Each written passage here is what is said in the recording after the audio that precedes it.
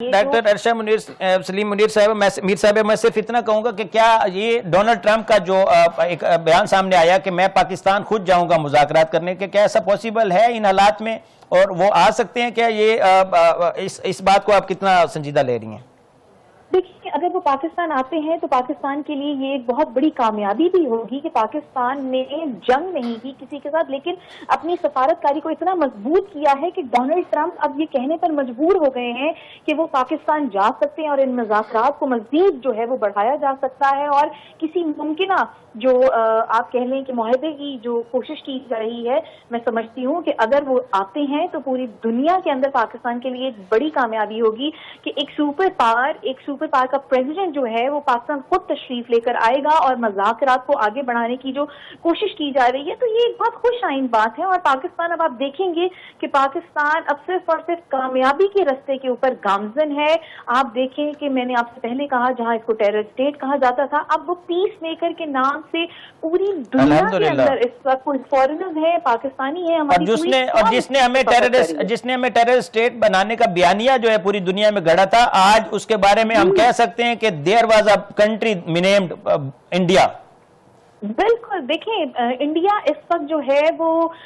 میرے خیال میں اس وقت انڈیا سب سے زیادہ رونے کی آواز جو ہے وہ ہمارے ہمسایہ ممالک سے آ رہی ہے۔ آپ نے دیکھا کہ انڈیا کی اس وقت چیخیں نکل چکی ہیں کہ جس طریقے سے جو سٹیٹمنٹس ڈونلڈ ٹرمپ کی آ رہی ہیں، فیلڈ مارشل عاصم منیر صاحب کی تعریف کی صورت میں، شہباز شریف کی تعریف کی صورت میں، اور جو ثالثی کا کردار جو ہے وہ پاکستان ادا کر رہا ہے، اس وقت سب سے زیادہ جو ہو کا عالم ہے وہ صرف اور صرف ہندوستان کے اندر ہے۔ کیونکہ وہ یہ نہیں چاہتا تھا کہ پاکستان اپ لفٹ ہو، اور آپ کو پتا ہے کہ مودی سرکار نے ہمیشہ یہی کوشش کی کہ پاکستان کو گرایا جائے، پوری دنیا کے اندر اس کا نام خراب کیا جائے، لیکن اس کے لیے ایک ہمارے لیے بہت فارچونیٹ بات ہے اور اس کے لیے ایک بدقسمتی کی بات ہے کہ جو اس کی کوششیں تھی اس میں مودی ناکام رہا ہے، اور تو ہندوستان کے اندر لوگوں نے یہ بات کرنی شروع کر دی ہے کہ پاکستان ایک پیس میکر کے طور پہ جب سامنے آیا ہے، اور جس طرح سے وہ سفارتی محاذ کے اوپر یہ جنگ جیتتا چلا جا رہا ہے، اور اس نے پوری دنیا کے اندر آپ نے دیکھا کہ اس وقت فیلڈ مارشل عاصم منیر صاحب اور شہباز شریف صاحب جو وزیر اعظم پاکستان ہے، ان کی کتنی زیادہ پذیرائی ہو رہی ہے۔ ڈاکٹر صاحب، ایک سائیڈ پہ تو ہمارا یہ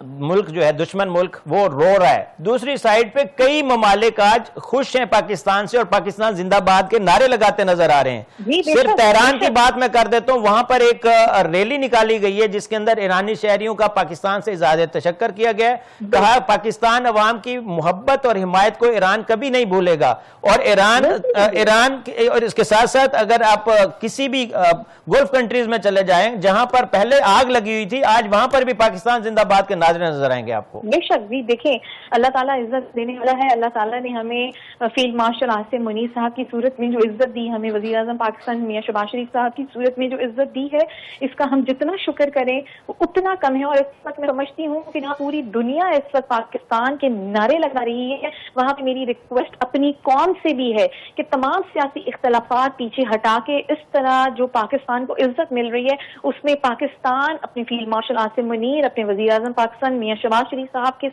شانہ بشانہ کھڑے رہیں، اور آپ ہی لوگ ان کی سپورٹ ہیں، آپ لوگوں کے لیے ہی وہ یہ سب ایفرٹس کر رہے ہیں۔ پوری دنیا کے اندر جس طرح سے پاکستان کے جھنڈے کو جس طرح سے عزت ملی ہے، پاکستانی پاسپورٹ اتنا اسٹرانگ ہو گیا ہے کہ اب تو آپ دیکھیں کہ کتنی زیادہ ریلز جو ہیں وہ ہم دیکھتے ہیں کہ اب تو اسکول کا بچہ کئی اسکولز میں تو میں نے خود دیکھا کہ اس طرح کی ایونٹس ہو رہے ہیں جہاں پہ بچے اپنے پاسپورٹس لا کر اس اسٹرانگنیس کا اظہار کر رہے ہیں کہ پاکستان کا جو پاسپورٹ ہے اب وہ سب سے زیادہ اسٹرانگیسٹ ہونے والا ہے انشاءاللہ۔ اور اس وقت جس طرح سے ہمارے جھنڈے کو عزت مل رہی ہے، جس طرح ہماری وردی کو عزت مل رہی ہے، میں سمجھتی ہوں کہ یہ ایک بہت بڑی بات ہے، اور انشاءاللہ اب پاکستان جو ہے وہ ہم سب کی دعا ہے۔